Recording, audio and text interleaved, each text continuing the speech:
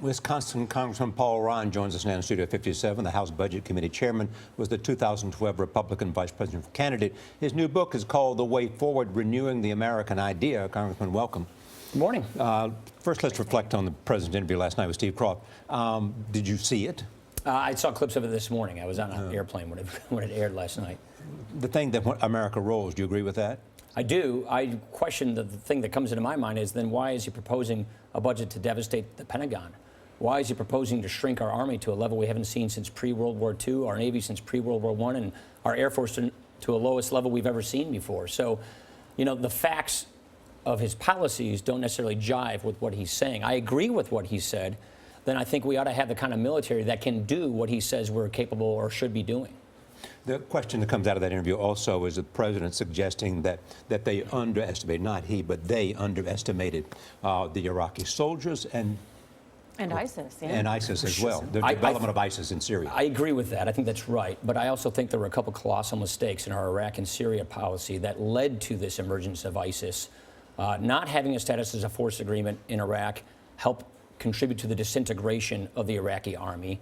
And I disagree with him. I think we should have armed the Syrian rebels early in the conflict when we knew. Why do you think he didn't? Because that's at the heart of this argument that he continuously has to make. When Petraeus, Clinton, and others were saying we're looking at the same facts and have a different decision, that they were not that. I mean, we should have done it, and there would have been an opportunity to stop ISIS. And those of us who were getting the same intelligence briefings in those days agreed with Petraeus, agreed with Clinton, and didn't agree with President Obama. I think he just wanted to get out of the Middle East and wash his hands of this. He continued to deny that and saying that they weren't prepared and wouldn't have made a difference.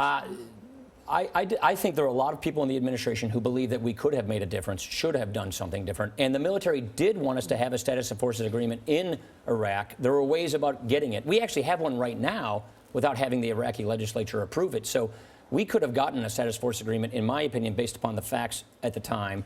We didn't do it, I think, because the president wanted a precipitous withdrawal from the region. And that precipitous withdrawal created a vacuum, which in part gave us the situation we have right now. But forget about pointing fingers. I think the president's getting the right policy. I think he is doing the right thing now.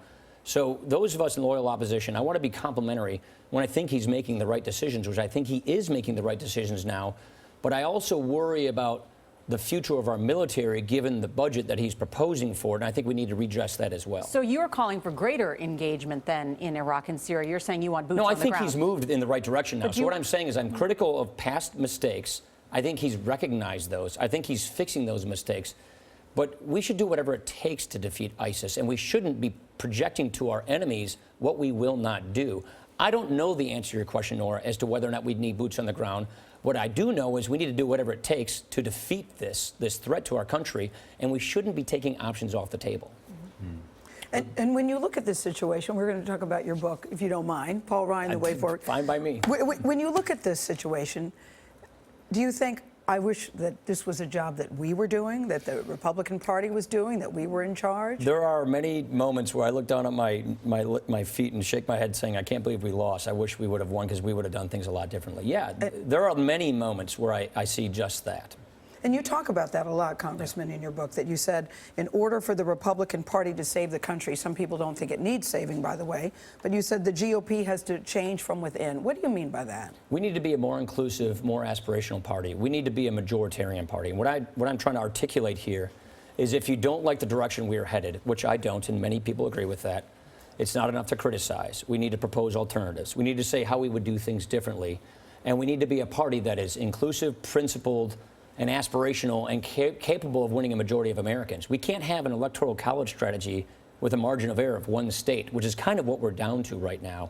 And so what I'm trying to articulate here is the ability to have a bigger conservative movement that can bring people in and be capable of winning national elections and fixing this country's big problems, which in my opinion are going undealt with, unattended. You've called your party lazy and complacent, that you're only reaching out to the people like yourselves. Do you think there's agreement among other people in your party that that's the problem? I think so. I think leaders need to lead, and I think we need to show that we have better ideas for fighting poverty. We have better ideas for getting people out of where they are, and we need to go work on that. I think we need to have a big tent party that brings people in, that's more inclusive, and show people that we have better solutions to fix their problems in their lives.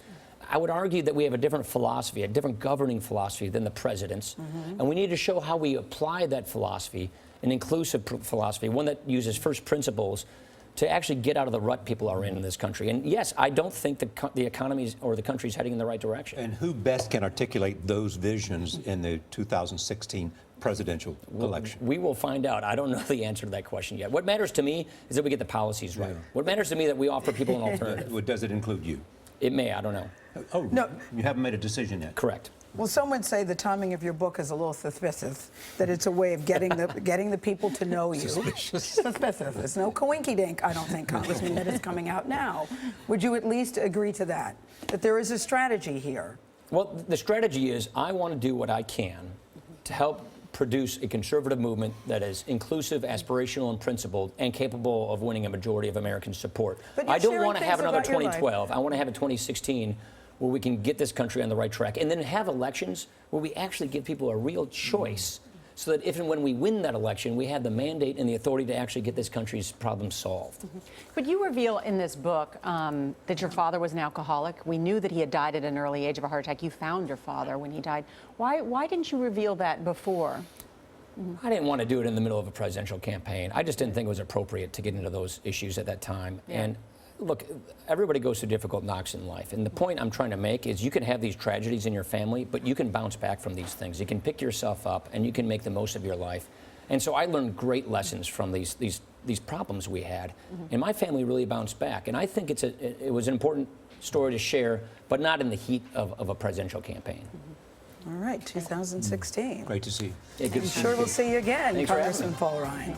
Good to have you here.